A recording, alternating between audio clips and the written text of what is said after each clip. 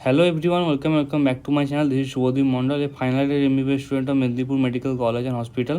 তো দেখো, তোমাদের ফার্স্ট ইয়ারে যে 2024 ব্যাচের রিভিউ রেজাল্টটা কিন্তু আউট হয়ে গেছে। তোমরা এখন সাইডে যে দেখতে পারো, ঠিক আছে। এইখানে তোমরা নিজেদের নাম সার্চ করেও দেখতে পারো, ঠিক আছে। আর তোমাদের হচ্ছে বিফোর রিভিউ আর আফটার রিভিউ তোমাদের কী আছে। আফটার রিভিউটা তোমরা দেখবে তোমাদের পাস না ফেল আছে।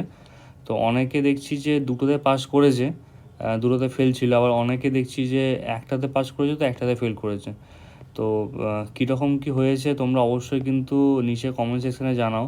আর একটা কথা যেটা বলে রাখি, যে তোমাদের এরপর কিন্তু এনরোলমেন্ট স্টার্ট হবে, ঠিক আছে।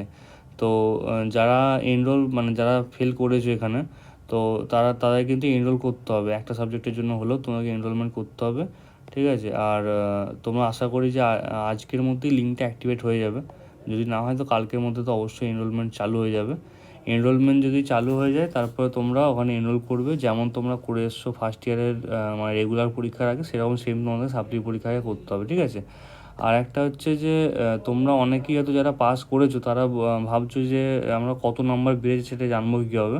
তো দেখো, তোমরা এখন জানতে পারবে না, তোমাদের স্টুডেন্ট লগ ইনে যেও তোমার প্রভিশনাল মার্কশিট দেখতে পাবে না।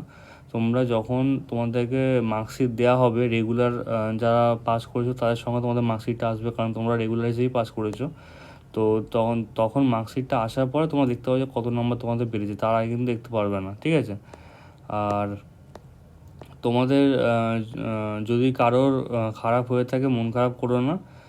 যদি কারো দুটোতেই ফেল থাকে, হয়তো দুটোতেই ফেলই আছে এখনও, তোমরা অবশ্যই ভালো করে প্রিপারেশান নাও। তোমাদের 19 তারিখ থেকে পরীক্ষা হবে, ঠিক আছে। আর যদি তোমরা ওখানে যদি ফেল হয়ে যায় তাহলে কিন্তু খুব চাপ হয়ে যাবে, ইয়ার ল্যাগ হয়ে যাবে আর কি। তো সেই জন্য ভালো করে পড়ো, ঠিক আছে। কোনো ডাউট হলে অবশ্যই আমাকে জিজ্ঞাসা করে নেবে, ঠিক আছে। দেখা হচ্ছে নেক্সট ভিডিওতে। Thank you very much.